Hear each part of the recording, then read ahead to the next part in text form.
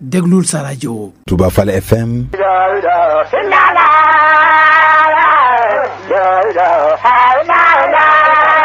mbokki jullit yi mbokki taalibe yi asalaamaaleykum wa rahmatullahi wa barakaatu ci ndigalu Serigne Moustapha Mbacke ibnu Serigne Mbacke Soxna Lo yal na fi yàgg lool te ànd ak wér Serigne Cheikh Ndigal Fall ibnu Serigne Cheikh Fall Baye Góor moo leen di yëgal ak a fàttali ne jot na ndigal ci sangam ba ngir liggéeyub deqi tooli gerle yi ñu jàpp ko àjjuma juróom-ñetti fan ci weeru novembre atum 2024 di leen yëgal ak a fàttali di leen woo ci liggéey boobu Serigne Cheikh Ndigal Fall ibnu Serigne Cheikh Fall Baye Góor di sant ak a gërëm taalibe yi ci mboolem ndigal yi weesu ak taxawaay bu am solo buñ ca taxawee ba lépp yembu ñoŋ kem ni ko sëriñ bi bëggee di leen ñaanal yàlla ñu daje ceek ngërëmal sëriñ bi di soññ boppam di leen soññ ci ndigal li ñu jëm tàmbalee ko ci njabootu sëriñ Cheikh Fall Baye Góor ay rakkam di soññ taalibe yi xarit yi soppe yi am di jàmm yi dëkkandoo yi rawatina ñi aju ci kër gi sëriñ bi di xamle ne woon na ñëpp woon a fépp ci liggéey bi ndax ngërëm lay raas ci ëttub sangam tax mu woo ñu ñam bokkam ak i rakkam doomam amam ak mënam di bëggam départ bi nag àjjuma lay doon juróom-ñetti fan ci weeru novembre bu 8h jotee ca kër sëriñ Cheikh Fall Baye Góor gi ci Touba Paleen di sàkku ci képp kuy ñëw nga ëndaale jumtukaay yu mën a déqi ak lu mën a dajale kon nag liggéey baa ngoog muy ndigal li sëriñ Moustapha Mbacke Mouhamed jox sëriñ Cheikh Ndigal Fall mu sëriñ Cheikh Fall Baye Góor muy liggéeyub déqi tooli gerle yi ajjuma lay doon 8 novembre 2024 bu 8h jotee la ñuy amal départ ba ci kër sëriñ Cheikh Fall Baye Góor gi ci Touba Paleen ñuy ñaan ko fa teew yal na yàlla faj say aajo barke maam Cheikh Ibrahima Fall sangam ba lay xëyal ndaxam dëgmal na ko moo ki ñu ñam di sàmmandaay gaynde gu jëm ci loolu koy xebet ngiram